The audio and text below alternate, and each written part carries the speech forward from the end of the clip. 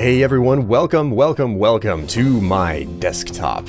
I've been wanting to go through and show you guys the process of a behind-the-scenes look at Fallout New Vegas and what I did to actually make that series possible. Through the course of any series that's popular, you eventually end up getting comments about why aren't you releasing this faster, or, some of the comments can be a little bit salty. So I thought it would be a great idea to show you guys everything that went into making a single episode of Fallout New Vegas. So I'm going to go ahead and start from the beginning here. And just to start off with, I'm going to cover the programs that I use in order to make a single episode, okay? So these are all of the programs that I have at my disposal for various purposes and etc. But there are 4 primary programs that I actually use in the process of making a series like New Vegas. The first and most important program out of them all is Fraps. That's the program that I'm actually using right now up in the corner here to record my desktop, but that's what I use to capture the video of New Vegas, etc., aside of the actual game program itself. Second most important program that I use is something that I have running right now. It's called Audacity. This is a free program, while Fraps costs money, and so do all the other programs. Audacity is a free program that you can download off the internet, and it's pretty versatile. It's not the best thing on the market, but I know how to use it. It works well. Not a whole lot of trouble there. So you can see that this is actually me recording the current video in real time. So there's Audacity, and then next up, the extremely important Adobe Premiere. I'm using CS6. I haven't updated my suite of programs in ages because it's expensive, and I don't really have any explicit need to update my programs right now, and have it for a while. I'm due up for it though. And then after Premiere is Adobe After Effects. Now this is a program that a lot of people probably could get away with not using. I use it because I got into the whole video process and making videos and everything through making video effects. That's actually the reason why I got into it. I liked video effects, and then I wanted to make video effects and put them on YouTube, but people wouldn't watch them unless they had a good reason to, so I paired that with video games, which is something that I love. And even though now I rely more on Premiere than I do on After Effects, it's an indisposable program that I always try to make use of to, give my videos extra flair. So those are your 4 programs that I use: Fraps, Audacity, Premiere, and After Effects. So that's everything for programming and etc. So let's start up with what I do whenever I need to make a new episode.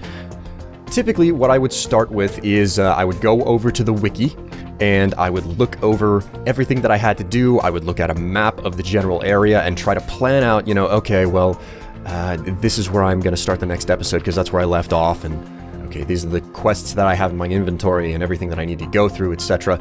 So it was, it's a large process of looking at the geographical map because I went through a lot of effort to try and avoid putting fast travel into an episode. So there was a lot of planning that would go into it, and what I would get out of that is, this is a little bit bright, but I would get this out of it. This is literally a scan out of a notebook that I have right next to my desk here, and this notebook has pages and pages of plans and crossed out information and whatnot. What you're seeing right here is actually 3 episodes worth of planning on one page. As you can see, this is the episode where I returned to the Strip. I talked to Feeble, I think it was Feeble Will was the quest name at outside of the station, which had me going into the Ultralux and talking to Heck and, Marjorie and Mortimer and dealing with the quest Beyond the Beef. So that was a basic rundown of events that I knew I had to do. So I'd go through the information on the wiki, I'd write it down into the notebook, and then I would, actually run through the quest. What I'm going to be covering, though, in this video is the episode, I believe it's episode 53 if I'm not mistaken, where I return to, House, I talk to him, and then I'm stuck going out and defending Kimball at Hoover Dam, and this is the whole entire breakdown of it. Go to House, defend Kimball, and the more detailed of it, as you can see I was indenting here. Talk to the engineer up top side, check the broom closet, hack a terminal, then start the actual mission, visit the sniper's nest, check for a bomb, let Kimball finish up his speech, and then this is where things start to get a little bit, sketchy, as it were.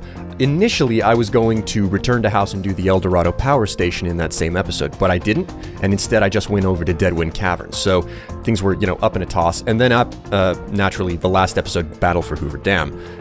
There was another page where I went and sorted out the last episode in detail, but really, what this page sums up is, everything that I went through to make certain that I was doing things in the right order and that I was, I knew where I was going and what I was doing, because New Vegas is a game that would get complex and an episode wouldn't roll and flow properly if I didn't tackle the events in the right order, okay? So after I would do that, I would go in and I would actually test run the game. And that, planning out the paper here, that would take anywhere from 15 minutes to 30 minutes of actually sifting through information on guides and what type of bugs still exist in the game that I can run into. So that's a big reason why I made these lists up, and that would take about 30 minutes of my time. Actually, if I hit back here, you can see this is from the same notebook. This is an example of how much more detailed New Vegas is in line of its quests over Fallout 3. This is actually the final sheet of information that I followed from episode 18 to 24 for my Fallout 3 play series years ago. And you can see, this is literally what happened in each of those episodes. If any of you want to go back and check really closely, this is where all of that stuff started. And most of this, I didn't have to consult a wiki for it because I know Fallout 3 like the back of my hand. I played it so much. New Vegas, the quests being so extremely detailed and more voluminous in number, that just wasn't an option. So I would do this run twice, once to make certain that there weren't going to be any strange bugs that I needed to look out for, and a second time to actually record what I was doing, because New Vegas, it just compounds and it starts to break down from how complicated the developers decided to make the game, and how it was kind of overstepping the capabilities of its engine to keep track of stuff. So after that was done, I would be somewhere in the lines of 2.5 hours of work into the actual episode, okay? So that's 2.5 hours in already of a 22-minute episode, just to give you an idea. Then, after that, as you can see, I've got two separate lists here. I would end up at the position where, all right, now it's time to edit, but before I can edit, I have to have dialogue to edit together, those fantastic situations that many of you have complimented me on for doing, where it actually seems like I'm talking with characters in the game. So instead of talking with the characters in real time as I record, because I would hit record and then I would just talk my way through the episode, but as soon as I start actually conversing with an NPC, I would shut up, I would not talk, I would not, be recording it, recording my interactions with NPCs in Audacity here. I would instead shut up and just be completely silent while doing the recording with NPCs. And this list here is an example of why that is the case. The reason why I wouldn't talk with NPCs explicitly is because the dialogue options that you get in New Vegas, you can't be certain how those dialogue options are supposed to be set aloud, what type of emotion they're supposed to be had. So I could read a line of dialogue and say to myself, well, that seems like something you would say if you were angry, and I might read that line out angry, but without knowing how the NPC or the actor recorded the responding line, I might be delivering it all wrong. I might say something angry, and then the response from the NPC was more along the lines of, okay, what you just said is a suggestion. It's not anger. It's not laced with any particular emotion. So that was one of the reasons that I didn't, in real time, converse back and forth with the NPCs during recording. And instead, I would shut up, and then I would go back, I would watch the same video over again, and I would make this tiny little list to try and speed it up so I could just skip to all of the conversations between NPCs. So in the case of episode 65, what I'm covering here, I talked to House, then I talked to Grant, I would pick up a snow globe so I would read the text box out, I would check the closet, which had a whole bunch of dialogue text boxes with it. There was a terminal with a whole bunch of entries. I read all of the entries on the terminal. Then I had to talk to Allison. I had to read information about a console that I accessed, talk to Ranger Grant again, and then read a notification box about the vertibird and the bomb that was on it. So these are all things that I read out loud as, you know, like either interactions or they were just things for me to look into. This really does run the gamut. Some episodes, they were all dialogue. Other episodes, there was next to no dialogue. It's all over the place. And again, not all of the stuff that I read here into the microphone ended up being used. A lot of it ended up being cut. Like, I don't think that information about the snow globe, the closet, or the terminal ended up used. So this process of just reading out all of the lines and conversing with the NPCs would take about as long as it did to record the episode, because I wouldn't read the line once, I would read it 2 or 3 times. You know, making up the lists, playing the game as a test run, then playing the game for the recording, and then speaking with the NPCs. I'm 3.5 hours in on work on a 22-minute episode, okay? And I've still got a lot more to go. The actual heavy lifting isn't done. So after this is done, I then go into Adobe Premiere, all right? So this is the actual episode of New Vegas, episode 65 that I put together. And really, you can't see everything as it is meant to be seen because this is not as large of a resolution for my monitor than I'm used to. But this is the timeline for the entirety of New Vegas. If I go ahead and just move these around so you can see. This is purely the audio editing snapshot for one episode, okay?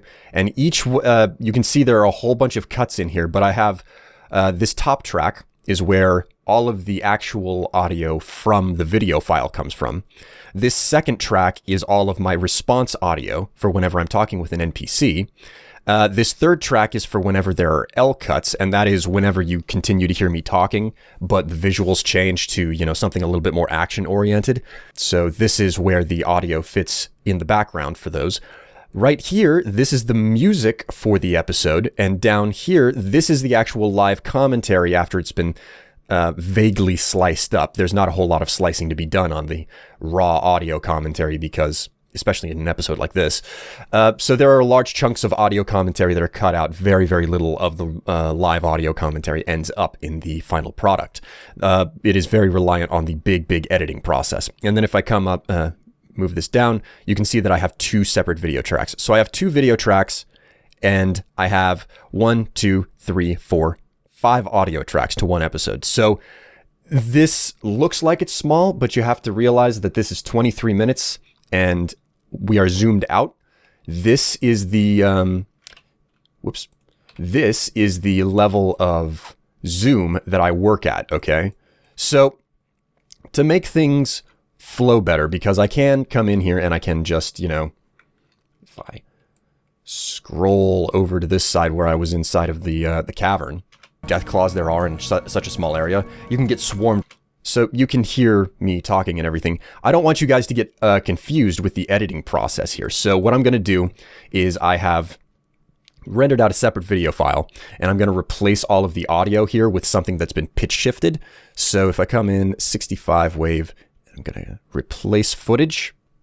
Okay, so it's all been replaced, and now you can actually hear the difference between me talking right now, which I can't really pitch shift all that easily, and the audio file that I'm using to edit with. So this is me. This section, basically, this cave does not go. So I'm a little bit, you know, squeaky chipmunk Mickey Mouse type thing going on. But I'm going to go into the process of what actually goes into making some of these edits here, all right? So to do that, what I'm going to do is I'm just going to start a brand new composition here, or sequence as it is called in Premiere. And I'm just going to grab the video. All right, so here we go. I've got both the audio and the video all lined up. I can go ahead and collapse that a little bit, actually. And now the first thing that I have to do is I come in and I take the entire audio that I'm using for NPC dialogue, because that's what I go through and edit first. I come in here, I shut off keyframes, and I give it a -2 decibel reduction on both ends so that you don't end up with like these terrible clipping situations where the audio is like making your headphones or your speakers buzz. So that's the first thing that I do. And as you can see, the way that each episode opens is I record these very quick clips where I'm showing all of the information and data about my character to the camera so that I can give you, you know, that nice rollout at the beginning of every episode of what my character's skills and special are. So I check that stuff like that, then I go ahead and cut, and I just move over like so, and I leave that at the beginning so that whenever I go through for effects at the end, I can go ahead and make that fancy pane for you. But after I do that, I equip all of my all of my equipment, then I come out.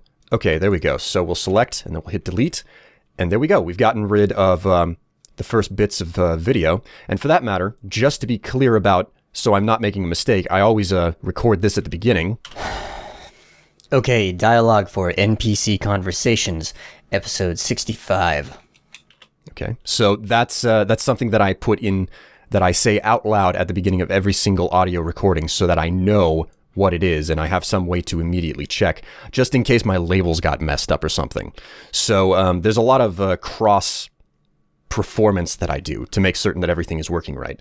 So the first thing that I do is I kind of scrub through the timeline here, and in this case, we're getting up to the first thing that I was cutting out through the entire series, which is the loading zones. If I just move this audio out of the way and I hit play, you can see there's this loading screen that just plays for a while, and then it comes in like that. So in this case, what I end up doing is I put the playhead somewhere in the right spot, and then I start using the arrow keys to frame forward and backward. And I just frame up until I see that black spot, cut, and then I go forward until the actual loading image vanishes. So you guys, you get the feeling of the loading screen without the length of the loading screen. So you get this tiny, brief moment of black, and then it snaps back, okay? So there we go. Now, and that's just a very small cut, but a cut that I have to make very, very frequently. Same thing goes for this. I do the exact same thing. Come up, continue to key forward until boom, boom, boom, boom, boom. Okay, there we go. Now it's starting to fade in. So, cut, move forward until the loading screen is gone and it's starting to fade in from black. So, right there. Switch to the cut tool.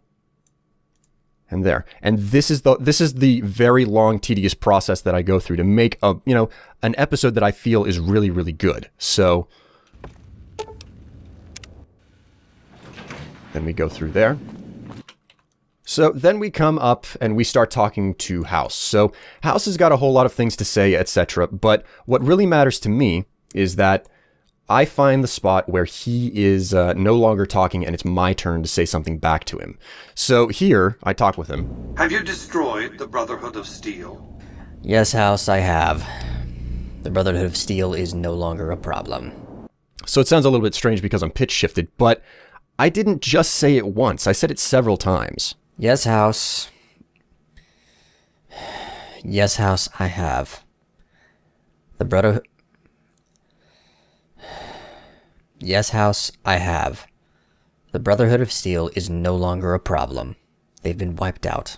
So you can hear all of my wonderful acting skills. Yes, House, I have. The Brotherhood of Steel is no longer a problem. I've wiped them out. So it's a very nuanced thing to hear, just like at the very, very end piece here. I've wiped them out. Or... They've been wiped out. Very, very small difference between those dialogue options, but I have to make a choice, some sort of a choice about which one I like. I think I'm going to use this one in this particular edit. I don't know what I used in the actual real edit that I ended up publishing to you guys, but I'm going to go ahead and drop that in, and maybe I have enough audio space to make that sound right. And this is another critical component. I'm going to go ahead and make a cut right here. Sometimes I have to, just basically on every single time that the NPC talks and then I talk and then the NPC talks, I have to adjust the timing to make it feel like there's enough space and a pause between the NPC talking and my talking to make it feel natural. Have you destroyed the Brotherhood of Steel? Yes, House. So you see right there, it came in way too soon. So I need to zoom in, drag this over, and this is just, a feel for it, an eyeball type of experience thing that I get from experience, so I'll do it again. Have you destroyed the Brotherhood of Steel? Yes, House, I have. The Brotherhood of Steel is no longer a problem. They've been wiped out. Single-handedly So you see, I've got the timing right on that. So That's one cut. And that was just one interaction with House. Now I have to do it again. And then I have to do it again here. I have to do it again here, again here, again here, again, probably here, over and over and over and over with every single NPC, every back and forth. So you might now start to see just why it took me so long to get one of these episodes out. It's because these dialogue interactions, they're excruciatingly painstaking to craft. Okay, so that's the end of my conversation with House.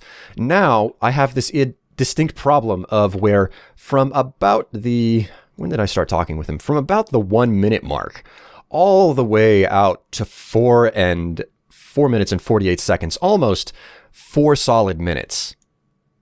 Yeah, almost 4 solid minutes of just video where it's just stiff, straight staring at House talking in a screen.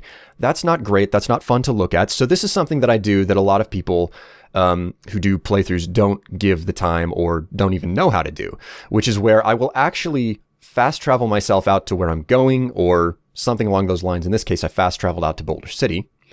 And then I literally did not go to Hoover Dam explicitly. There are a lot of situations where I don't go exactly where I need to go. I go to a nearby location and then I just walk to it. Or if it's, a big, long dungeon delving quest or something, I'll go ahead and record that. And what I'll do is I'll come in and I'll get this audio out of the way here. I'll edit out the loading screen really quickly. There we go. Loading screen edited out. Now I can come in here. I can do this thing with the limited edition Mojave Landmark snow globe, which I probably did read out now that I'm looking at it. And then I can drag these these video and audio clips. I drag the video on top and then I drag the audio onto the bottom and I actually drag it down to this layer below, audio layer 3. And I'm actually going to have to add extra audio layers to show you guys the rest of the process. But I'd go ahead and drag all of this stuff over here. And this would be condensed more because the amount of time that I spend, I just kind of spend time sitting there at the dialogue screen to give myself enough time to edit, myself talking back to them while I still get that background noise of, just basically... You hear the wind in the background and stuff. It's important to have that audio that's just back there and it doesn't just suddenly drop out and become completely silent. So, assuming that all of this has been edited together, back here in the actual comp, you can see the way that this works. All of this editing goes through and stuff, and then you can see that I've done this big L cut. So that's what I'm doing right here. I do an L cut. So I come over to video, transitions, dissolves, cross dissolves, and I just drop that in like so.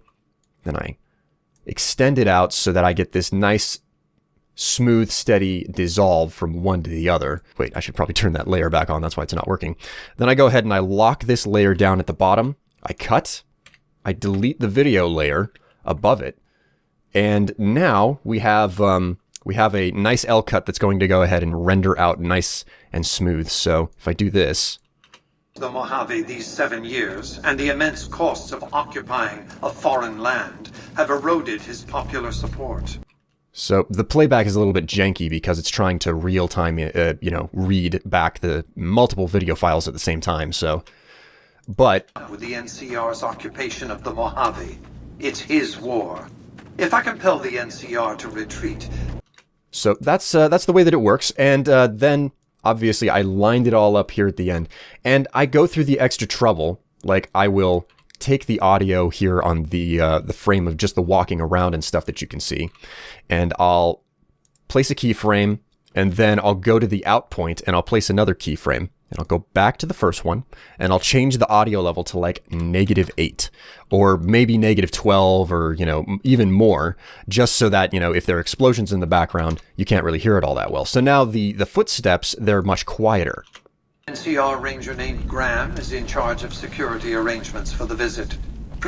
So you can't really hear the audio in the background here. What's more is that just to make certain that I'm taking care, everything is being taken care of right, I come into the front, I put a keyframe for where you can hear the audio, go into the front, and I do in -35, which is basically going to drop out any existing audio that you could potentially hear. So you get this nice fade up. And the reason why I do it that way, because there are audio fades in the presets and transitions over here in Premiere. These fades for audio do not cross-translate whenever I import this into After Effects for the final product, because the final product goes through After Effects. So that's the reason why I have to manually key the audio up and down for this stuff. Luckily, the cross dissolves and whatnot, those will actually translate over into After Effects for the final product. That's the way that an L cut is done, and then I come over and I got this to do again, and it's I go ahead and just snap it together, and then I do more audio editing for the talk with Grant, etc.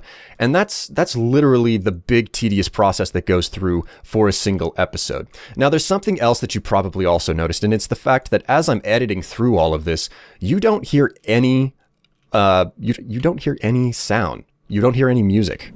Given your reputation, it's just blank, background fuzz, nothing. So what I have found out is that because there are so many extreme little edits, if I come back here to where House is and I start talking to him again, just probably need to expand these audio bits again, and I'm going to need to add additional tracks here. So I'm going to do that 0 video tracks. I'm going to add 3 additional audio tracks below audio track 3. So now comes the part where I have to put sound in. If I come in here and I go to sound, music, location, I think it is Fallout 1 and 2, and it's Radiation Storm, lest I be mistaken. Radiation Storm is the music that, for the most part, plays whenever you're talking to House in the actual game itself. I switched the music up a little bit because I'm sick of I don't think it's a good idea to hear the exact same music all the time, but I'll come in here and I'll actually layer in my own audio, because in the case of these cuts where I'm talking with House, it's talking. This is what it sounds like normally. -8, just to turn the sound down enough, and... The Brotherhood of Steel is no longer a problem. They've been wiped out. Single-handed. Okay, so that's what it sounds like normally, but if the audio was embedded in this track where the NPC is talking and where all the sound effects are, the audio would get cut right along with that, and you'd get something more along the lines of this. The Brotherhood of Steel is no longer a problem. They've been wiped out. You hear that jarring cut all of a sudden in the music? It's something that people will pick up on even if they can't spot it with their fingers. So that's the reason why no audio or background music is left on in the game when I play, because I need to be able to mix the audio together properly, like this, where I can actually fade in and out and have one contiguous track, one continuous audio track in the background that doesn't, have all of these crazy jarring cuts in it. And this is just attention to detail that shows, that you care for content and that you want it to sound better. So that's the reason why if I come in here and I scroll this down, you can see that there's this enormous line of just continuous music in the background for all the audio. So you do get Radiation Storm in here, and I'll go ahead and turn off the dialogue audio and stuff just so we can focus on the music. So you get this, so you get Radiation Storm while you're talking to House all through the whole thing.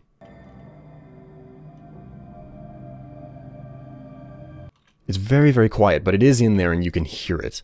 And then, of course, as I'm walking through the desert, I change out to Desert Exploration Day. And then once I arrive at Hoover Dam, I start playing the Hoover Dam music. Probably hear it better right here. So there you go, that's that. And I go through and I do this the whole way through with all of the stuff. Hoover. There was a lot of Hoover music in this. And then I had to come out and do the same thing with Underground Troubles and stuff. Alright, so, I know I just... So you can hear me talking there as well. But that's an entire process unto itself. So easily, the process of editing all of this dialogue together, editing, the L cuts and all of these things, it easily takes some 6 hours to get it all done. And then, of course, at the very end of it all, I end up layering in all of this audio here where I'm talking and whatnot. And really the talking part of it, I do a decent amount of talking whenever I actually record the episode. But ultimately, I end up cutting so much that showing you the process of what I keep and what I don't is kind of arbitrary. It's based on, what can fit within that time span, etc., whatnot. So that's the reason why I'm not going to show you the process of editing this stuff together. So all in all, to get all of this stuff done for one episode, just this one, if I come out to the end here, this one 24-minute, 13-second, and 24-frame episode, just this one edit, I spend something in the ballpark of 6 hours in the program itself alone, and that's not including the 3.5 hours prior to getting into this program. But as I'm doing this, something else that I do is I will come in and I will have these moments where I will jump into the Pip-Boy here, and then it will come right back out like that. We can come back into sequence 3, and we can try to find one of those moments. So this is the exact same moment, actually. So if I come in here, and I'm going along, and oh, I need to change weapons. I don't have it hotkeyed. Okay, well, that means I need to bring up my Pip-Boy. So I'm bringing up my Pip-Boy. I frame forward until I see the actual imagery. So there's that, and then once the screen of the Pip-Boy actually comes on, I go 2 frames forward, 1, 2. Then I cut. I watch what I'm doing. Okay, so I did something with my weapons. Okay, that's all that it was. So now I just frame forward until I'm out. Okay, so I wait until screen's on, frame back one more, and this is I always use a very specific frame count to make it very even and congruent every single time I do this. So I go ahead and just roll it backwards, and then I hit up to go back to the cut, and I hit this, and I add a marker in. Okay, so marker, and I just type in blip, weapon. Okay, so that's a little marker because all of those nice little images that you see up in the corner every single time I skip using a Pip-Boy, I need to leave myself a note so I know whenever I go through effects to add a specific type of image or blip. Okay, so that's something else that I do, as well as whenever I sell stuff off, I leave another marker to tell myself that, okay, it's time to put the sale list in here, and this is the sale list, and I put a name in. That's something else that I do that I don't really draw a terrible amount of attention to. If I come back here, I have lists. These are all of the sale lists for the actual game itself, and as well as that really, really nice poem. I think a couple of these lines had to be cut whenever I made the actual episode, so that's something. But in this case, there was a sale list in 65.1. I didn't know that I did. Much to my surprise. So this is everything. I'll actually go in. So what I ended up doing was doing a completely different recording where I just sold stuff off, ran around and sold things off, and then I inserted that somewhere. But what I literally do is I come through here and I look at everything that I've got. I write it down into a text file. In this case, I sold to more than one person. Clearly, I sold to Doc, what's his name? The doctor at McCarran and Contreras as well. I just wrote it all down here, and then I put down my profits from both of them and, added it all up and stuff. And I gave you the information that I actually recorded down into the text file. So, and that's all effects stuff. But lots of things being done here, okay? So that's dialogue, the cuts, the selling lists, the L cuts, the music scoring. So that's your thing for Premiere Pro. After this is all done, and this actual edit is finished, I'll go ahead and grab this, and I'll set this area, and I will actually render this out without any effects and watch it, okay? That's what I call my first pass quality check. I actually watch through the video to make certain that I haven't made any mistakes. I check it through. Okay, yeah, that's good. That's good.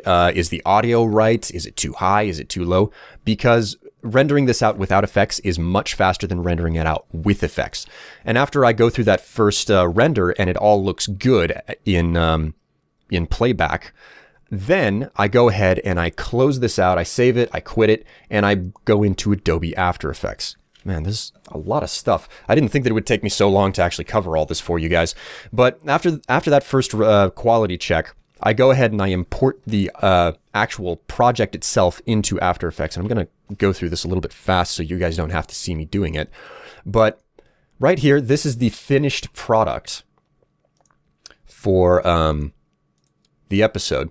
And what we have here is actually, there's this one composition, 65, because it's been imported in as an actual project. If I go to File, Import, Premiere, Adobe Premiere Project Pro, and it opens up the file where all of my project files are, and I go ahead and I just select that and I open, and it'll import all of the compositions and all the effects and stuff. So this one layer right here that's highlighted, that I'm pointing at with my pointer, this is everything that I did here in Premiere. Just, compressed down into one thing. And if I open this up, you can see in the layer style, not an editing timeline, but layer system, all of the work that I did in Premiere imported over as an After Effects, After Effects information. And what's more, if I zoom in here, you can see that I've got my notes in here still. So at this point in the video, I needed to brighten things up. Or, well, it looks like there was actually some sort of an offset in the video. But as you can see, right here, I've put a second layer in. So I told myself, hey, if I shut this off, hey, the inside of this cave is a little bit dark for YouTube. People might not be able to see it. So if I hit T, you can see the transparency is up and the transfer mode is set to screen so that whenever you turn it on, you can see it's brighter a little bit. So I brightened up the footage, and that effect is because there was a solid cut. I didn't have to fade the layer on, so it looks like I never had to fade anything on. But then, of course, I also have these notes for like cripples and I've been hurt or something. So in this case, these cuts where I opened my Pip-Boy and I got rid of the stuff. If I hit J or K, I can switch. I can just quick key between all of these markers that I've laid down for myself, and it says blip cripple. So that means that I need to switch out the image here that comes on as the effect, and this actually has a real effect on it. As you can see, this is an entire element unto itself. I can move it around, etc. But I just leave it up in the corner here, and this has actually never been moved once. And it has this effect of block dissolve. So if I zoom in here, right up on top of it, you can see that it dissolves on, and then it dissolves off. I can also solo the layer so that you can see just the image. So dissolves on, dissolves off. So pretty simple and straightforward. But what if I don't need a cripple? What if, I changed a weapon? What if I used a stim pack instead? Well, over time, I've accumulated all of these stock, just basically the exact same image over and over, as you can see. Say I pop some mentats. What I can do is I can actually come down here, select the actual layer that I want to replace, place it in the right spot. So if I wanted to say, hit K and move this, all I do is move over to this marker with the K key, and then I hit the left bracket, and it moves it right over, and now I've got another one. So I can, it's really, really fast for me to put in these effects once I've put them in place. The effects are actually the least time intensive component of all this.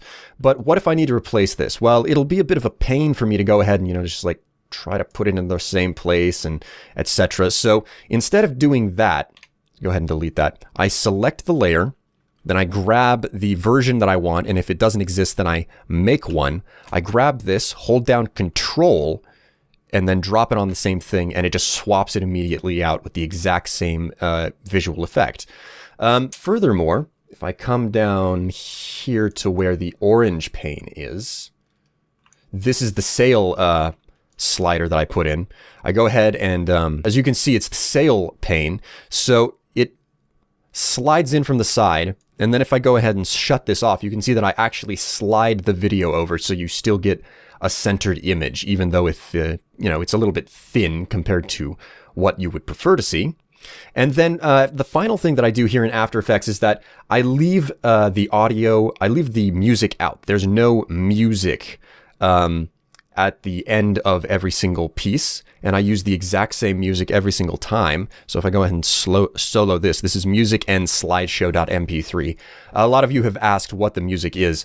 It's literally a music file in the New Vegas download folder, so or the game folder itself. So hear that? Great stuff, right?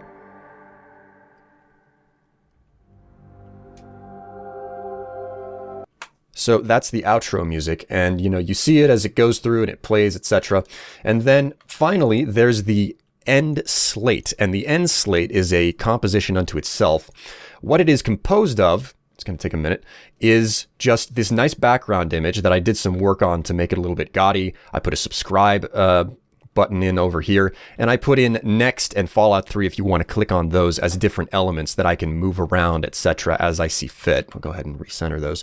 And I also got these the text in here. Whoops. That was a resize. That wasn't what I meant to do. I've also got this text in here with some glow and whatnot, so I can, change all of these effects to, alter completely, etc. So this changes, and I go in here and I come into this layer right here, which this is the actual animated image of the final episode. I can go ahead and change this video file if I want to. I can come in, just grab something completely different.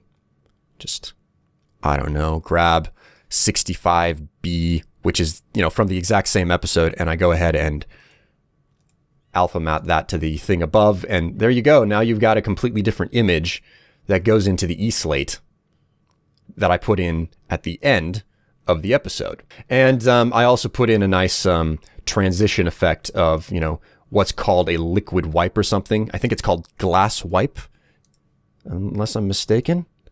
Yeah, it's CC glass wipe. So so that's pretty much the beginning and the end of it. And then I, make certain to fade it out at the end, just to make a full solid product. And after that's done, I render it out. I watch it through to make certain that all the effects are proper. And if it passes that second quality check, then it gets uploaded to the actual YouTubes for you guys to watch. And at the end of the day, that's more than 8 hours of work to go from, paper planning to finished product that you guys can watch over on YouTube. So that is pretty much everything for me, guys. This lasted a lot longer than I intended it to, but I hope that this has been a really nice, really in-depth way for you guys to get a feel for how much work actually went into the New Vegas series. And, even though I'm not the most popular YouTuber out there, I'm plenty happy with how many of you tuned in and watched the whole thing, and now you know how much I cared about that content, how much time and effort and work I put into it, how much of, my blood, sweat, and tears went in. And, the exact same thing can be said for the Fallout 3 series that I did years ago as well. And even though it's not going to be as desperate amount of work because the main character is voiced in Fallout 4, if I ever go through and do the exact same thing for Fallout 4, it's going to be the same amount of work. Same thing can be said if I ever go and make a series out of Oblivion. Or, no, Skyrim is what I meant. I'm not going to go back and do Oblivion. But if I go back and I do the exact same thing for Skyrim, it'll be just as much work as well. So, that's everything for me. This has been behind the scenes of how I make a single episode of the New Vegas series that finished weeks ago. Thanks for watching. Thanks for listening. I'll see you guys in something less behind the scenes and more entertaining another time. Bye!